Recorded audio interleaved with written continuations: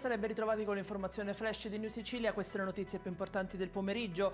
2 vittime della strada nella notte nel Palermitano. Il primo incidente è avvenuto a Corleone. La vittima è una donna di 98 anni deceduta mentre viaggiava insieme alla figlia di 73 anni. Dopo 2 giorni di agonia è invece morto Maurizio Cipri, un pasticcere di 51 anni deceduto a Villa Sofia a seguito di un sinistro nel quartiere Borgo Nuovo. È seguito un prelievo multiorgano all'Arnas Garibaldi di Catania da un donatore di appena 20 anni deceduto per morte cerebrale. Ha accolta la richiesta dei familiari di acconsentire alla donazione degli organi. È morto dopo essere stato colpito alla testa da un ramo. È successo stamattina in una zona di campagna a Castellumberto, nel Messinese, precisamente in contrada Santa Croce Surra. Ha perso la vita un trentenne, si chiamava Salvatore Rossi.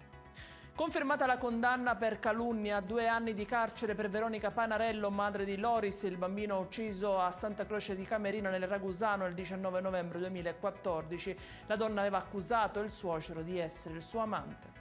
E in chiusura il meteo, cresce il rischio di incendi per domani in Sicilia. La Protezione Civile regionale ha diramato un'allerta rossa per Trapani, Palermo e Messina, arancione su Agrigento, Catania e Ragusa. Le temperature raggiungeranno i picchi di 35 gradi. Ed è tutto per questa edizione. I dettagli su queste notizie li trovate sul nostro sito www.newsicilia.it e sui nostri canali social. Arrivederci e a domani.